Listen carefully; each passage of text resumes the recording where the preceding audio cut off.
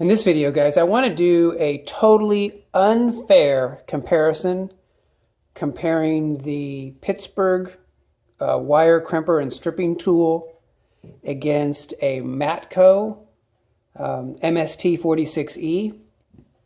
So the Matco is a tool that I have used for many, many years, and I consider it the absolute finest in like crimping tools or wire stripping tools. I mean, I just absolutely love this thing.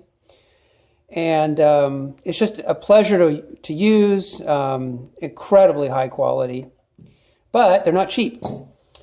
So I was over at Harbor Freight and I saw their crimping tool and wire stripping tool. And it's one that tries to match feature for feature, you know, the Matco. Everything the Matco does, the Harbor Freight version tries to do as well. So I paid $3.80 with a coupon, and I thought, you know, there's just no way this thing could compete against a Matco. And indeed, when I pulled it out of the package, the first thing that I noticed is that it is incredibly hard to open and close. It's just the action is really, it's like they riveted this thing way too tight, you know. You can even see, I don't know how well it shows up on camera, but you can even kind of see where the paint's getting stripped away right there, just by the action right there.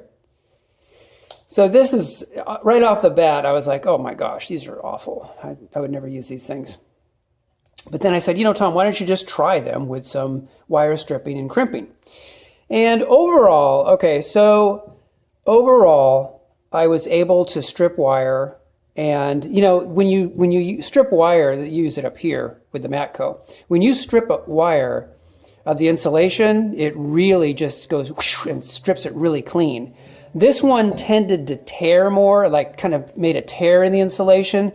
But I'll be honest with you, it got the job done. You know, if you need to strip the insulation off a piece of wire, you know, these actually work. Again, they kind of tend to tear it as opposed to cut it, but they get the job done nonetheless. Also, when I went to do some crimping, you know, you crimp with this area right here on the Matco. And with this one, with the Harbor Freight, you crimp up here. And really, crimping was fine as well. I mean, obviously the action isn't great. You know, it's still kind of stiff. And I even put some lube in here, like garage door lube and stuff, and it still is too stiff. But it did crimp, it got the job done. Now these aren't great also in the sense that the handles are kind of thin and hard and they dig into your hand, whereas the Matcos are much thicker and much more comfortable. So I would say, now granted, these are 10 times as expensive, but here's the bottom line. If you're a guy that has to do a lot of work, stripping wire, crimping, you know, go ahead and spend the money and get a really good, you know, tool like this Matco.